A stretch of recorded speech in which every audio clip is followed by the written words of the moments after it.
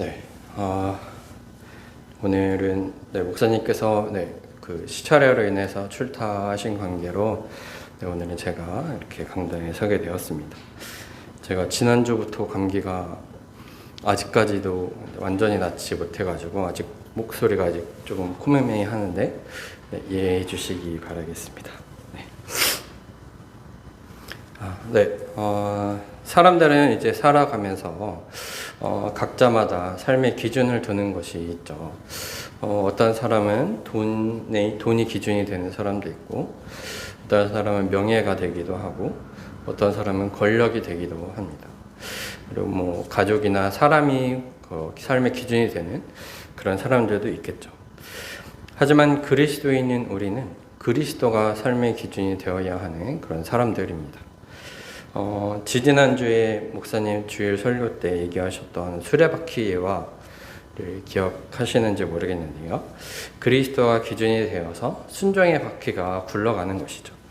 그러기 위해서는 말씀과 기도가 있어야 하고, 그리고 성도의 기저와 그리고 전도가 있어야 한다. 그런 것이 있고, 그래야 바퀴가 이렇게 굴러갈 수 있다라고 그렇게 말씀하셨죠. 하지만 무엇보다 가장 그 가운데서 중요한 것은, 바퀴에서 제일 중요한 것은 바로 바퀴의 축이 되는 가운데 기준이겠죠.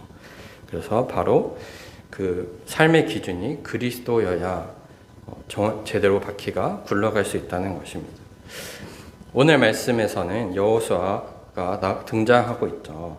오늘 말씀의 여호수아는 삶의 기준을 무엇을 두고 있는지 오늘 말씀은 얘기해 주고 있어요. 바로 하나님의 말씀이라고 오늘 말씀에서 얘기하고 있는데요. 그 전에 먼저 여호수아 1장 7절에 보면 하나님이 여호수아에게 이렇게 말씀을 해주셨어요.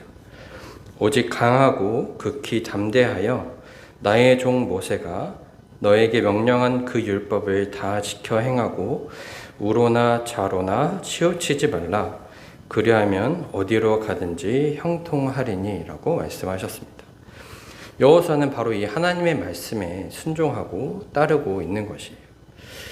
오늘 말씀에도 보면 12절 말씀에 여호와의 종 모세가 명령한 것 같이라고 이렇게 후반부에 보면 얘기하고 있죠. 그리고 15절에도 동일하게 여호와의 종 모세가 명령한 것 같이 행하였다고 두 번이나 동일하게 얘기하고 있습니다. 그렇다면 여호수아가 명령에 따랐던 그 명령은 어떤 명령이었을까요? 모세를 통해서 하나님이 주신 그 명령이 무엇인가? 그것을 신명기 20장 16절 17절에 말씀하고 있는 명령인데요. 오직 내 하나님 여호와께서 너에게 기업으로 주시는 이 민족들의 성읍에서는 호흡 있는 자를 하나도 살리지 말지니 곧 헷 족속과 아모리 족속과 가나안 족속과 브리스 족속과 히위 족속과 여부스 족속을 내가 진멸하되 내 하나님 여호와께서 내게 명령하신 대로 하라라고 명령하신 것입니다. 그렇다면 여호수아는 이 명령에 어떻게 순종하였나요? 11절 말씀에 보면 그 가운데 모든 사람을 칼날로 쳐서 진멸하였고 그리고 호흡이 있는 자는 하나도 남기지 아니하였다라고 말씀하고 있어요. 또 12절에 보면 12절에도 중반부에 보면 그 모든 왕을 붙잡아 칼날로 쳐서 진멸하여 바쳤다라고 얘기하고 있죠. 똑같이 14절에 보면 14절에도 칼날로 쳐서 멸하여 호흡이 있는 자는 하나도 남기지 아니하였다라고 말씀하고 있어요. 여호수아는 하나님의 말씀을 듣고 그 말씀을 온전히 따르고 순종하였던 것이죠.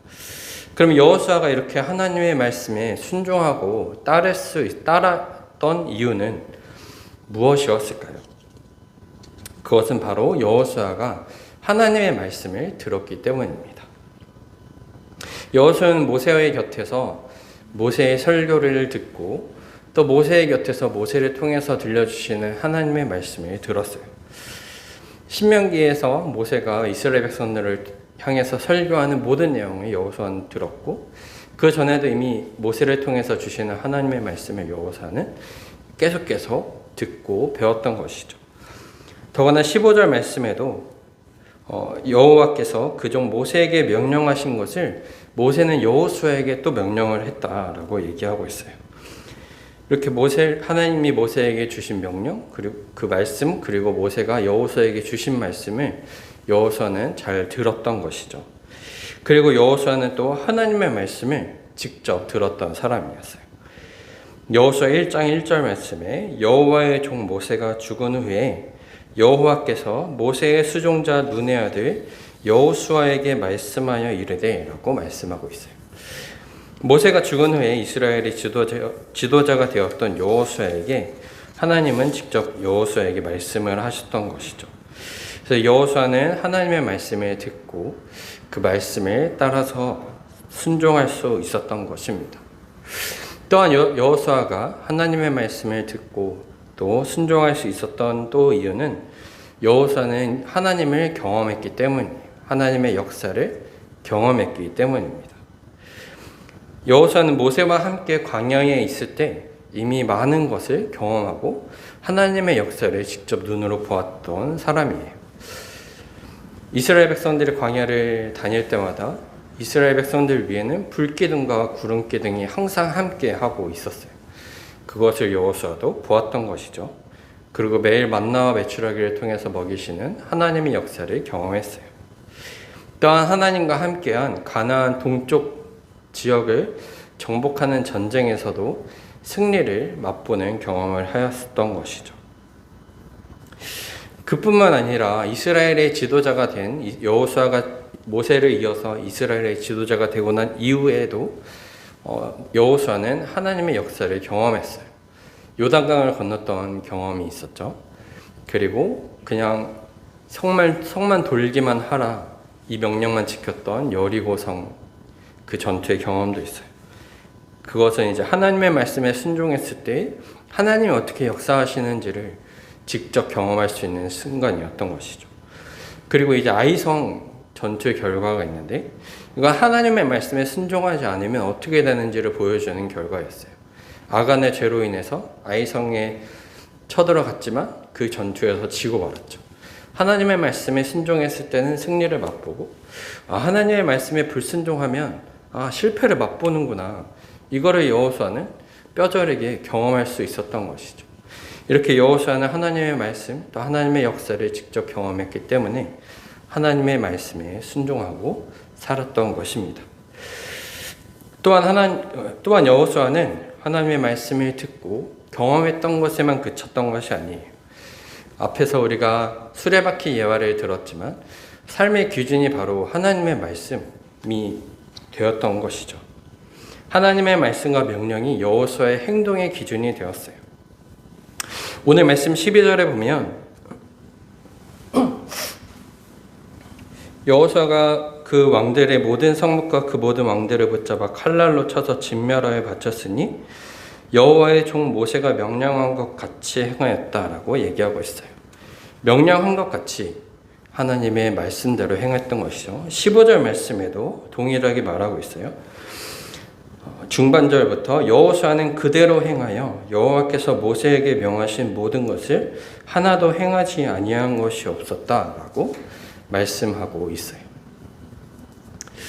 여호수아는 하나님의 말씀을 듣고 또 하나님의 역사를 경험하였고 또 하나님의 말씀이 그 삶의 기준이 되었기 때문에 하나님이 주시는 그 승리를 맛보고 누릴 수 있었던 것입니다. 하나님은 지금 우리에게도 여호수아와 같은 그 믿음, 그 순종을 우리에게 원하고 계세요. 이 온전한 순종을 위해서 우리는 먼저 하나님의 말씀을 들어야 하겠죠. 지금 우리는 말씀을 들을 수 있는 그런 기회나 그런 편의성들이 너무나도 많이 있어요. 당장 우리는 성경책을 너무나도 편하게 볼 수가 있죠. 어떠한 제재를 받지도 않고 너무나도 쉽게 말씀을 펴서 간편하게 읽을 수 있는 그런 나라에서 우리는 살아가고 있습니다. 또 성경책을 무거워서 들고 다니지 않더라도 우리가 자주 들고 다니는 핸드폰의 앱이나 이런 것들을 통해서 쉽게 우리는 말씀을 볼 수가 있죠. 또한 말씀을 읽고 묵상하는 것도 우리는 다양한 큐티책이나 인터넷이나 앱들을 통해서 우리는 쉽게 말씀을 묵상할 수 있어요. 말씀을 묵상하는 것뿐만이 아니라 여러 가지 어플을 통해서 오늘의 말씀 이렇게 나오는 그런 말씀을 이렇게 묵상하고 그런 말씀들을 우리가 적용하며 살아갈 수도 있는 것이죠.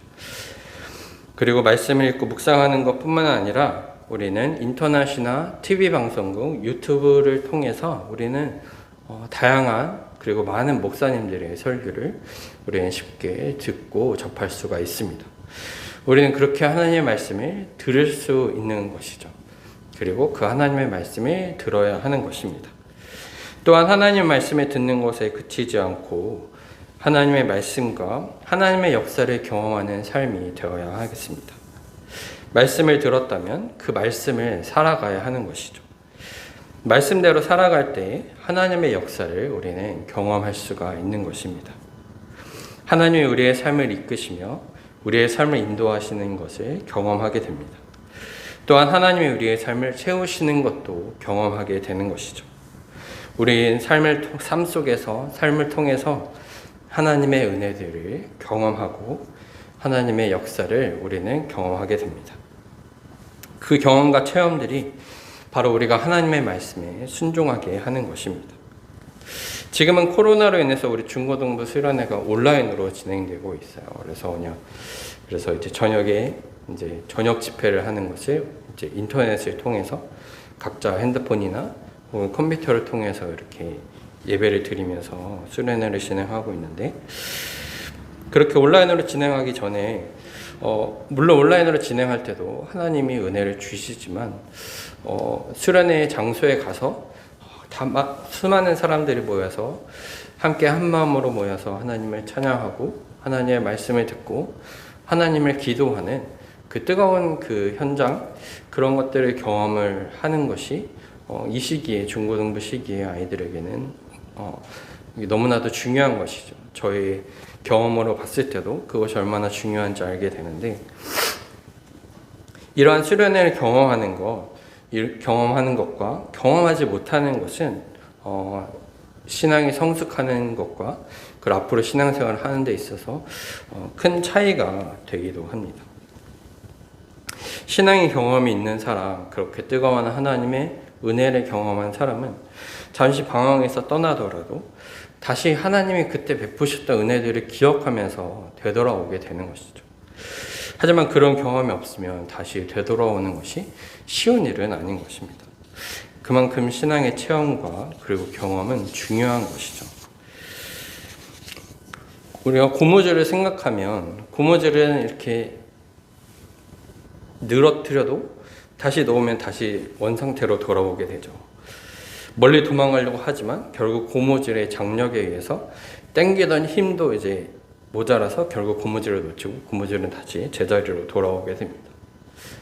마치 고무줄의 장력과 같은 역할을 하는 것이 바로 하나님에 대한 경험, 그리고 신앙의 경험이라고 할 수가 있는 것입니다.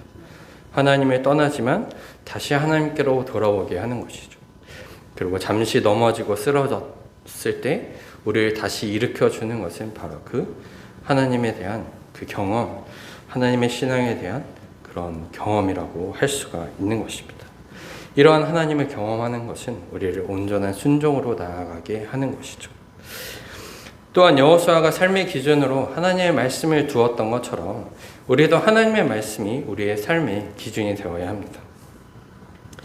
사울, 다윗 왕 이전의 왕이었던 사울의 이야기를 생각을 해볼게요. 하나님이 선택하셔서 세우셨죠. 사울도 사무엘을 통해서 이스라엘의 초대 왕이 되었습니다. 사무엘을 통해서 하나님의 말씀을 들었고, 사울 역시도 하나님의 역사를 통해서 전쟁에서 승리하는 것을 경험하였어요. 하지만 하나님의 말씀이 사울에게는 삶의 기준이 되지 못하였던 것이죠. 결국 하나님의 말씀에 순종하지 아니하였고 하나님께 버림받게 되었습니다. 하나님은 사무엘을 통해서 이러한 사울을 책망하세요. 사무엘상 15장 22절 말씀에 사무엘이 이르되 여호와께서 번제와 다른 제사를 그의 목소리를 청종하는 것을 좋아하심 같이 좋아하시겠나이까? 순종이 제사보다 낫고 듣는 것이 순양의 기름보다 낫다라고 말씀하고 있는 것이죠. 말씀을 듣고 하나님의 역사를 경험하는 것, 물론 은사를 많이 받는 것도 중요하지만 그것보다 더 중요한 것은 바로 하나님을 기준으로 삼는 것, 이것이 더 중요하다. 순종의 제사보다 낫고 듣는 것이 순종의 기름보다 낫다 라는 말이 바로 그 말씀이라고 할 수 있습니다. 우리가 하나님의 말씀을 듣고 경험한다 하더라도 하나님의 말씀이 우리의 삶의 기준이 되지 않는다면 우리는 하나님이 원하시는 온전한 순종의 삶을 살아갈 수가 없는 것이죠. 앞에서 우리가 수레바퀴 예화를 이제 예를 들었었죠. 순종하는 삶을 위해서는 말씀과 기도 그리고 성도의 교제, 전도와 균형이 잘 이루어져야 바퀴가 잘 굴러갈 수 있겠죠. 근데 어느 하나가 조금 부족해서 조금 모자라서 바퀴가 조금 찌그러진다고 하더라도 그리스도가 기준이 되어서 축에 붙어 있으면 그 바퀴는 조금 울퉁불퉁 굴러가더라도 그 바퀴는 굴러가는 것이죠.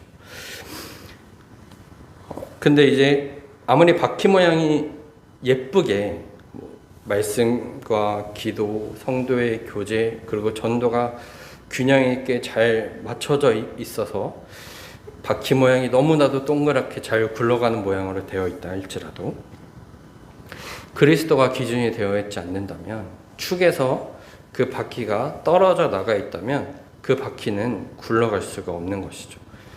서 있는 것도 힘들고 오래 지나지 않아 그 바퀴는 쓰러지고 말게 되는 것입니다. 사랑하는 하평교회 성도 여러분, 하나님은 우리에게 온전한 순종의 삶을 살아가기를 원하십니다. 여호수아가 그 순종의 삶을 살아가서 모든 전쟁에서 승리했던 것처럼 하나님은 우리에게도 승리의 삶을 준비해 두고 계세요. 우리가 하나님께 온전한 순종으로 나아가기만 한다면 우리는 그 승리를 맛보고 그 승리를 누리며 살아갈 수 있는 것입니다.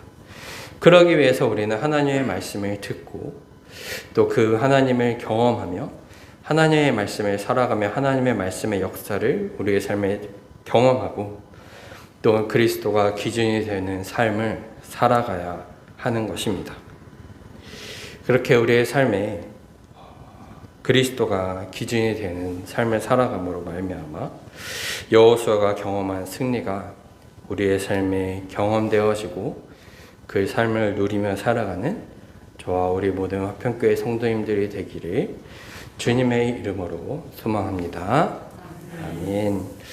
시간 제가 기도하고 그리고 주기도문으로 예배를 마치도록 하겠습니다.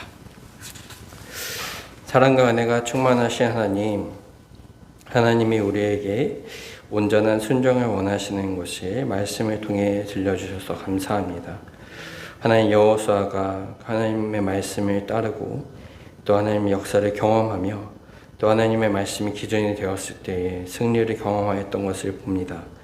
하나님, 우리에게도 그 승리가 예비되어 있음을 하나님 믿습니다. 하나님, 그 승리를 맛보고 누릴 수 있도록 하나님 우리에게 믿음을 더하여 주시옵소서. 하나님의 말씀을 우리가 듣고 하나님의 말씀을 읽게 하시고 또 우리의 삶의 날마다 하나님의 말씀의 능력이 나타나며 하나님의 역사가 나타나며 하나님을 경험하는 그런 삶을 살아가게 도와주시며 무엇보다 우리의 삶의 기준이 그리스도가 되어서 그리스도를 기준으로 하며 하나님께 순종의 삶을 살아가는 우리 모두가 될 수 있도록 하나님 함께하여 주시옵소서. 모든 것을 주님 앞에 맡겨드리며 우리의 모든 삶을 주님 앞에 올려드리며 이 모든 말씀 예수님의 이름으로 기도합니다. 아멘. 시간 주기도문으로